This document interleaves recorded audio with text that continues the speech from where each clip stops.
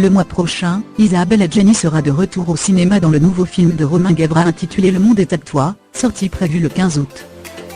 À cette occasion, la mythique actrice française s'est confiée dans les colonnes du magazine Les Inrecuptibles. L'occasion pour elle de revenir sur son extraordinaire carrière, couronnée par 5 Césars, 2 nominations aux Oscars et un prix d'interprétation à Cannes, mais aussi d'évoquer ses relations familiales parfois difficiles. À lire aussi Ma vie personnelle, a explosé ma vie personnelle, a explosé Cœur de pirate séparé du père de sa fille. Ma vie personnelle a explosé Ayem Noura Mincy, corps de rêve pour une Saint-Valentin avec l'homme de sa vie. J'étais en train de mourir Pascal Cardona, sa vie difficile après l'affaire, j'étais en train de mourir.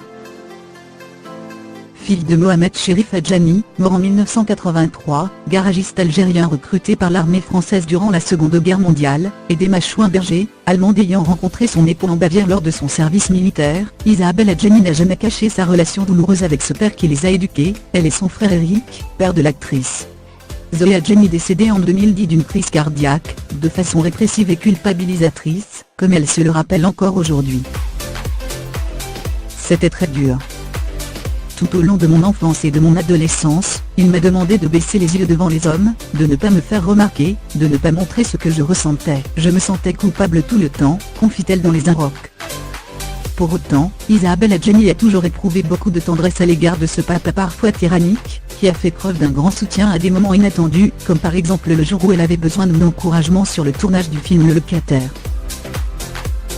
Par amour pour son père, la comédienne avait également dû renoncer à l'un de ses plus grands rêves, celui de tourner avec Jean-Luc Godard.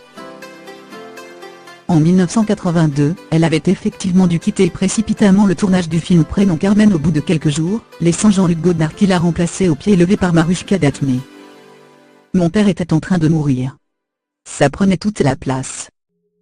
Il aurait fallu près de moi quelqu'un qui veuille mon bien, et pas seulement qui me veuille tout court, dit-elle au sujet de Godard.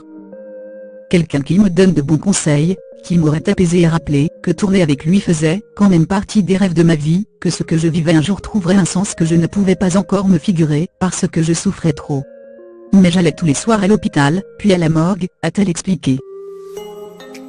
Le décès du père d'Isabelle Adjani a ensuite provoqué un désaccord à vif avec sa mère. Heureusement, l'actrice est parvenue à trouver une solution satisfaisante pour tout le monde. Elle voulait faire depuis longtemps incinérer mon père.